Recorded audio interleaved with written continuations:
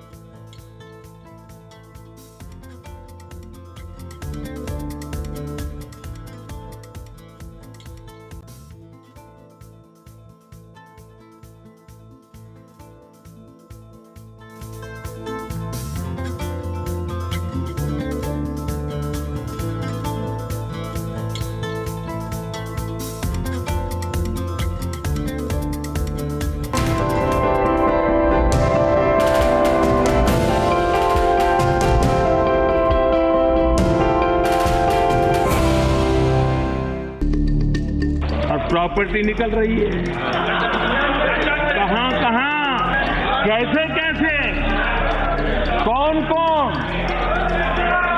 किसके लिए, कब कब, कहां कहां। जितना आप इंक्वायरी कराना चाहते हैं आप करिए, आप कानून को लागू करिए, आप रॉबर्ट वाड्रा पे, आप चिदम्बरम पे, आप सब पे कानून चलाइए, नो प्रॉब्लम, मगर आप राफेल मामले पे भी जवाब दीजिए। Rewind to exactly 5 years ago. The Modi juggernaut was at its peak. UPA too was looking weaker and more helpless than ever. And corruption was the buzzword everyone was talking about. In the last couple of days, or in the last week actually, corruption seems to have become the hot issue for both the BJP and Congress once again. The very visible questioning of Robert Vadra by the Enforcement Directorate has armed the BJP further on its core allegation that the Congress is essentially a corrupt party. The Congress on its part is showing no signs of letting up on the Rafale issue, which they claim proves corruption going right up to the Prime Minister's office.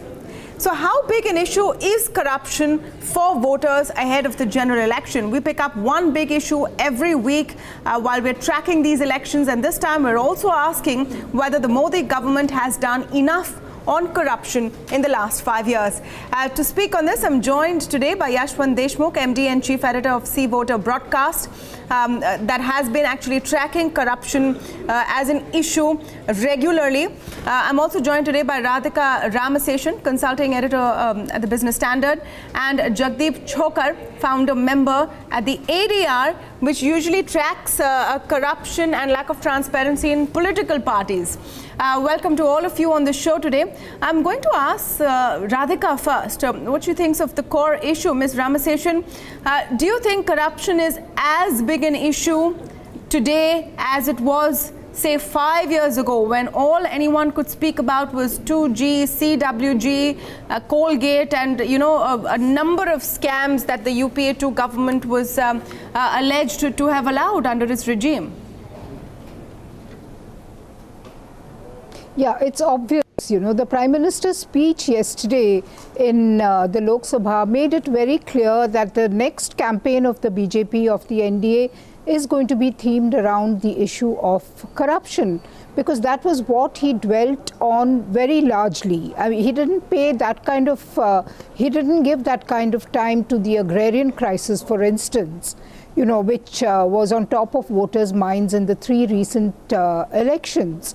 And then in turn you have Mr. Rahul Gandhi. He is unrelenting on the Rafale deal, and today there was this humongous expose in the Hindu about how the MOD was bypassed by the PMO while negotiating the deal with the French company. So that has obviously given ammo to the opposition's campaign.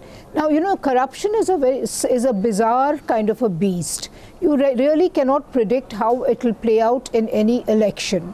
So far, whenever the BJP has raised corruption in the past, whether it was Bofors in 1989 or the various scams in which Mr. Narasimha Rao's government was implicated, or most recently in 2014, it has succeeded. It runs a high decibel campaign. It brings a certain degree of credibility to its discourse. Now we have to see if the Rafale issue, which Rahul Gandhi has flagged majorly, is going to impact voters in the same way, or whether the shadow of corruption that keeps dogging the Congress will blunt the edge of Rahul's campaign.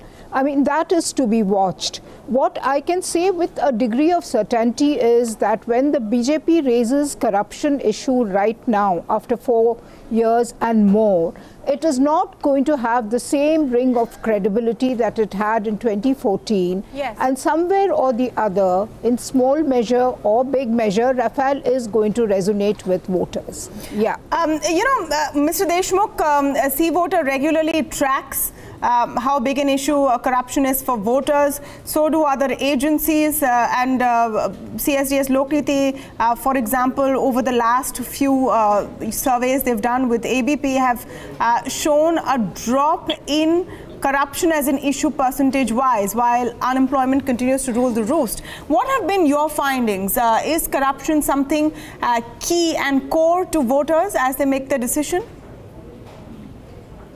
Well, Tamara, Radhika has seen me covering election for more than 20 years now, and she would agree that corruption per se is never an issue. It's the perceived corruption that is an electoral issue. In 2013, by the time the second round of UPA was complete, the top of the mind recall in our tracker that we run every week at that point of time were corruption and inflation. And since then, in the last 4.5 years, these two issues actually have crawled down to the bottom of the issues as such. And what has happened that, it's like if a patient is suffering from multiple issues and having pain in the leg and the hand and the headache and everything, and if two of those headache and the pain in the knee goes down, then that doesn't mean that the pain in the hand has been cured. But what happens is that on the top of the mind recall, the patient starts complaining that right now my hand is paining. So that doesn't mean that pain has gone up. The issues or the sentiments regarding unemployment have always been there. It is just that the top of the mind recall for the two issues of corruption and inflation have gone down, and all of a sudden you are finding the issue of unemployment picking up the center stage as far as public perception is concerned. The issue of corruption itself, we have seen that in the last 3 months. We have put that issue, particularly of the Rafale, in our tracker. And we have seen that there is a considerable amount of interest or curiosity around the issue of Rafale. But as far as it making a dent in Modi's popularity is concerned, I don't find any credible evidence so far in the data which says that, okay, Modi's popularity has gone down because of the issue of Rafale as such. No, so let me flip it. Let me flip it, because the political idea of accusing Modi of corruption is, I would say, a relatively new one, and it has centered on the Rafale deal. But the political idea of calling the Congress corrupt is a long-standing, tried and tested one. Do you think that matters in the current context, Yashwant? Well, as I said, that the perceived corruption issue, if you look at it from that perspective, and the question which we asked directly was whether on the issue of national security and on the issue of corruption per se, do people trust between the two, Narendra Modi and Rahul Gandhi? And the direct question was way one-sided in favor of Narendra Modi. So we are entering an election campaign cycle where this issue is going to be raised like anything, and counter accusations are bound to happen. And this might eventually go a bit against Modi. Maybe, we don't know yet. But as far as on today we are talking, the data is not showing that there is anything which is going against Modi on this particular issue. Yes, the issues that are going against Modi are agrarian, actually. They are the farmers' issues. They are the issues of unemployment. And there was quite a big apathy among the middle classes, which all of a sudden after this budget, they are hoping that it might be going away, because 4.5 years this government had taken the middle classes for granted. So we still need to see in this month's tracker whether the middle class apathy is countered with that, because let's keep in mind that the middle classes, they don't switch over from BJP to Congress. They actually prefer to sit at home if they are angry with the BJP. So the turnout becomes the big critical issue. On the corruption also, the middle classes sentiment go hand in hand with whatever has been given to them.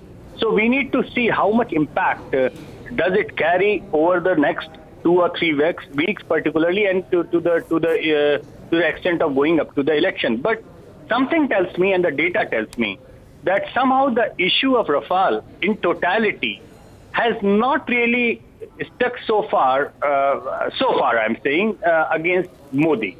Will this continuing offensive on Rafale will help Congress anyway? I don't know. Maybe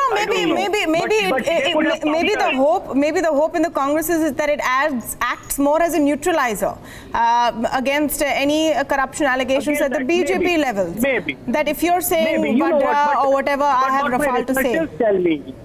When I talk to my researchers for the debriefing of, because these are the people who actually talk to thousands of people across India. And when I talk to my coordinators and researchers, when I was in India last time, I had a chat with them on this. And they said that, ma'am, sir, it's like, you can say anything. You can say Modi, aisa hai, vaisa hai. You say 100,000 things against Modi, people may believe it.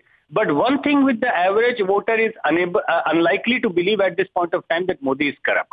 So somewhere down the line, it matters what kind of campaign is being run against Modi, number one. And the accusation, the person who is running that campaign, what kind of credibility that institution or that person enjoys among the masses. Okay. So, I want to come to another important point, and I'm going to bring in Mr. Chokar into this part of the discussion. For Narendra Modi, as a politician, it is not enough just to be beyond reproach personally. And for people perhaps to find it difficult to think he is corrupt, like Yashwant Deshmukh is saying. He has a higher bar because all of 2013 and early 2014 was promises to bring the corrupt to book, was to change the corrupt structure in India. There was promises of Lokpal, there was promises of 15 lakhs, and whether that was meant seriously or not, or that is a different story. So for Mr. Jagdeep, do you agree that for Prime Minister Modi, it's not enough to be seen as not corrupt himself? The question will also then be asked that did he fulfill his promises of hitting corruption at its root? Well, I'm not sure I want to comment on the Prime Minister individually, but let me share this with you that corruption, number one, becomes an issue when the politicians or political parties decide to make it an issue, and of course, media follows. So to say that corruption is an issue for voters, I don't think corruption is an issue for voters. Voters are dealing with the government today. They were dealing with the government 5 years ago. They were dealing with the government 10 years ago, who are all equally corrupt. Now, if we come to the case of the current Prime Minister, in the case of Rafale, to say that the Prime Minister individually is not corrupt, I agree. But I would also like to submit that the earlier Prime Minister was also individually not corrupt. Number two, individual corruption of an position holder and the corruption by the party cannot be separated. The third point is that, yes, is corruption only money, taking money personally, or is corruption also happen when some decisions are made in an irregular way without satisfactory explanation? So So corruption is not only money, one individual being not taking money personally is not a certificate that I can give to any political party. The next issue is political parties are all equally corrupt. We are talking of BJP and the Congress. In the right to information situation, 6 national political parties, including, of course, BJP, Congress, NCP, BSP, CPI, CPM, all 6 of them are willfully and blatantly ignoring the decision of the Central Information Commission. So therefore, to say corruption is an issue because BJP thinks it can be labeled or stuck onto the Congress. Congress thinks it can be stuck onto the BJP. Corruption in this country is an issue which bothers people, yes. But no political party either has the monopoly on doing corruption or working against corruption. So in an election, the corruption issue is brought up purely expediently to say कि इसका मुझको ज़्यादा फायदा होगा और उसको ज़्यादा नुकसान होगा. No, but the fact is that this was a big issue before the last elections. This was a big issue before the last elections. Oh, no, it is not a voters issue. It is a political parties issue. They bring it to the voters. If you go and ask voters, what is it do they want? Yashwant Deshmukh just said unemployment has always been at the top. But, you know, okay, the context I'm talking about, and this is where, Radhika, I want you to come in on the point I was making earlier. Please remember the whole Anna Hazare India Against Corruption movement. There were regular people hitting the streets. It was something everyone felt strongly about, that, you know, we'd had enough of corruption in our daily lives and we hoped it would change. And it may have been one of the factors, but it was definitely one factor that propelled Narendra Modi to the top with this huge bounty in the elections. My question is that 5 years later, will it be enough? Will it be enough to just prove that Narendra Modi is not corrupt? The question will also be asked, what did he do to stop corruption? Absolutely. Narendra Modi came in as a chowkidar who promised that he will not allow a single paw to be put inside the treasury into the state exchequer. This was the lofty promise with which he came in 2014 among a host of other promises, but the feature most associated with Mr. Modi before 2014 was the promise of systemic reforms. I mean, virtually suggesting that he is going to take the broom and clean up the whole system. Now, if you are going to make a distinction and say that the PM is personally incorruptible, he is a person of integrity, okay. I mean, there are no charges against the Prime Minister per se, but for instance, the Rafale deal does suggest that there is a fair amount of impropriety, call it, you know, bypassing rules, subverting the system. Now, isn't that also a form of corruption? As one of the panelists said, corruption doesn't really mean actually directly taking wads and wads of notes and tucking the money away. It is also about impropriety, about bypassing rules, about, you know, willfully kind of flouting laws and norms and so on.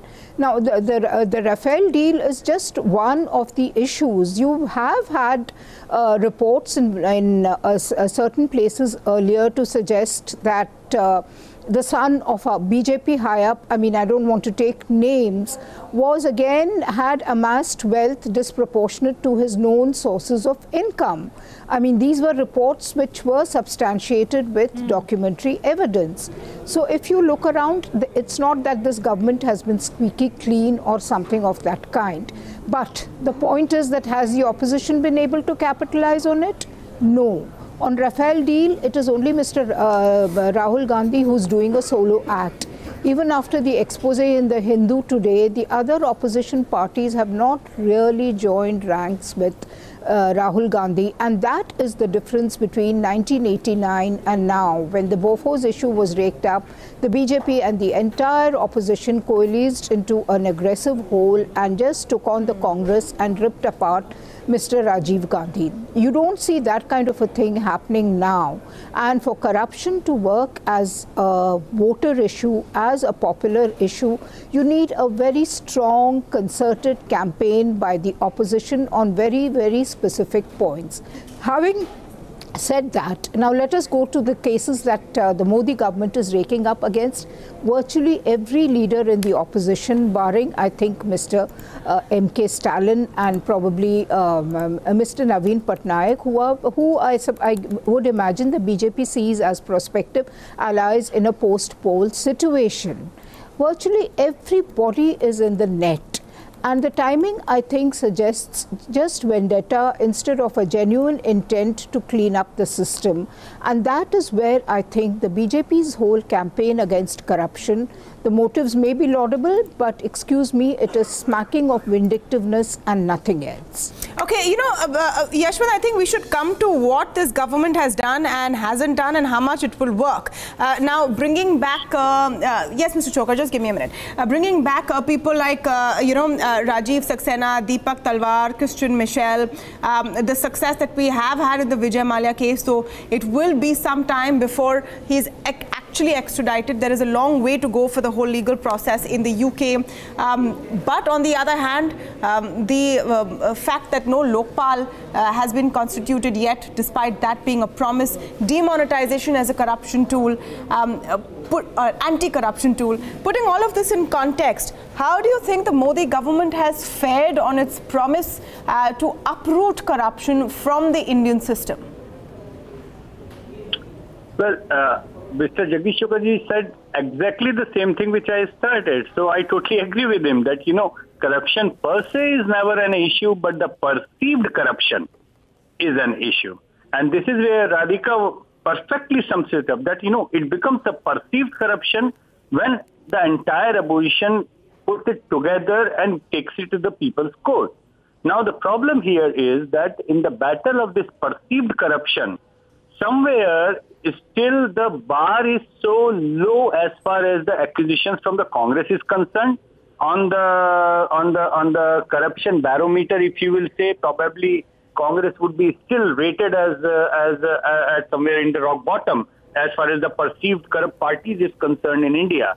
So the bar is so low that, unless Mr. Modi really does something really, really wrong, and unless he is gets caught in the act, of so openly and brazenly of doing something really, really wrong, he doesn't really have to do too much on that. Second thing is that I agree with Radhika that they have been opening cases after cases against all the people who have been at the other side of the opposition, and I don't see cases against Stalin or TRS chief, or for that matter even Jagan and Mr. Sharad Pawar, because they are the potential probable allies after the election. Yes, that's the truth. But the thing is that those who have been, the cases have been moved on, they cannot also call it a political vendetta, because again, in the public perception, in that battle, the cases and the issues have been so long against them. Yeah. The only charge against Mr. Modi one can have is that you should have been moving these cases 4 years back. Why now? And this is because of political vendetta. I understand that he is doing real politics. He saved these cases not to move against these people for 4 years and then move it in the election time where he has got. Do you think that was a mistake? Do you think that was a misstep, Yashwant, especially in the case of, say, Robert Vadra, because Damaji was a very important persona in the whole Modi campaign before the last elections, and now Damaji has got 4.5, 5 years with no action against him. He now turns up at the Enforcement Directorate. With his wife Priyanka Vadra dropping him, who's just entered politics, embellishing her, good wife image as well. Do you think that's backfired? Tamanna, I've got two answers for that. First answer, as a voter, as a citizen of this country, I do feel that the corruption cases should have been probed in right when the day Mr. Modi had sworn in. Because, these are the things we should have a zero tolerance policy on, no matter who person is. but those cases should have been pursued at any given cost right from the day one. All right, so that is my answer number one as a citizen of this country. As an election observer or as an election expert, however, when I look into the campaigns around the world, I do see the merit, from political campaign perspective, that, and the last they are bringing up and they are fluctuating it in a way where all of a sudden, you just mentioned a series of the things that has happened right up to Vadra and Malaya. And this is where you feel like that, okay, it's not that nothing has been done. Many things have been moved, but it takes time for them to actually reach the right pinnacle. And this pinnacle is happening right at the time of when it's coinciding with the campaign. So what is happening here is that they have done it late, but they have probably timed it. They have tried to time it well when it could also provide them political capital for the coming election. As a citizen, I believe that they should have been doing it, not to gain political capital, but just to fulfill their promise. I mean, there are citizens who are going to vote depending on corruption and other issues. Not everyone may be an election expert, but I want Jagdeep ji to come in. I want Jagdeep ji to come in on the score of what this government has done about corruption and steps like RERA, for example. In the real estate sector, how much of an impact did demonetization have? Or pushing digital payments, did that reduce the amount of cash in the economy? All of these are questions which will also be asked. Well, let me first say that while I understand Yashwant Deshmukh's predicament that as a citizen he disapproves of something, and as a political expert or election expert, he says it is understandable. I find this quite amusing because doing something to get mileage in an election, I think is a little debatable to my mind in any capacity. But coming back to Tamanna, what you were saying, the RERA and the demonetization and all this is, but what this government has done by introducing electoral bonds is opening floodgates of corruption for donations to political parties. And it has been proved right because 95% of electoral bonds have been donated to the party in power. And nobody is any wiser where that money comes or where that money is spent. Now, if that is not corruption, what is corruption? Yes, the Prime Minister individually does not take money, but he has created a system, or his government has created a system which tragically and sadly all political parties have supported. That they can now accept money from any Tom, Dick and Harry. Even a foreign agency or a foreign company or a drug dealer can open a company in India and donate whatever they want to political parties. And then this government and this party claim that they are working against corruption. This is just amazing, as Yashwant said, that, action against Robert Vadra should have been taken 4 years ago, but chalo, ab to kuch ho raha hai. अरे भाई ये भी देखना पड़ेगा कि electoral bond, A scheme like electoral bonds which will make the government and political parties completely subservient to the corporate world. Yashwant, any response to that? Tamanna, I totally agree with him. First of all, Jagdish, I did not say two different statements. I simply said that I analyze it as an expert that why they are doing it. But as a private citizen, as a citizen of this country, I disapprove of that, number one. Number two, yes, the electoral bond thing, Chokaji had a conference on that. I was also a speaker in that. I totally get it. His anger is totally justifiable. But you know what, when the way it is perceived by people, when the stories came in that majority of the money is in the account of the BJP and the Congress is almost kind of bankrupt. The way people analyze, Jagdish, is that, Congress के लोग जो है party में पैसा नहीं देते, अपनी जेब में रख के अपने घर ले जाते हैं, और बीजेपी वाले अपनी जेब में नहीं रखते, अपनी पार्टी को देते हैं. Now, giving the money to party and keeping the money yourself, when that becomes the segregator for being perceived as corrupt or not, we are now dealing with that kind of low bar. As I said, that it's a battle of perceived corruption, and the bar on this debate has been set so low by the Congress and the other opposition parties that, it's going to be very difficult for them to nail down Modi on the issue of corruption. That's what my humble submission is. I am not justifying. I am not at all justifying. Yeah. As a private citizen, as a citizen of India, I'm like saying very clearly, I would have been really happy if action against corruption would have been campaign agnostic and would have been started 4.5 years back. Okay, I'm going to give the last comments to Ms. Ramaseshan on where do you think and how big do you think corruption as an issue is going to develop in the next few weeks and months to come before the elections? Will it get lost somewhere, considering unemployment and farm distress are other big issues? Would it be foolhardy for the opposition to not make those two the biggest issues and keep harping on Rafale and corruption? No, it won't be foolhardy, because at the end of the day, the opposition will also have to raise counters. I mean, you can't. I mean, the opposition is not going to allow the BJP to have the complete run over Vadra or Akhilesh Yadav or Mayawati's memorials and so on. The opposition also has to raise a big issue that can potentially embarrass, disconcert the BJP, and Rafale is there. Now, on corruption, my specific point is it is always petty corruption that pinches people, and if that is rampant, like one saw in Madhya Pradesh, in Rajasthan, and in Chhattisgarh, where there were several leakages even in the laudable schemes that were launched by the state government, where you had the Lokpals and the local patwaris and the clerks and the others just taking money to have a document attested.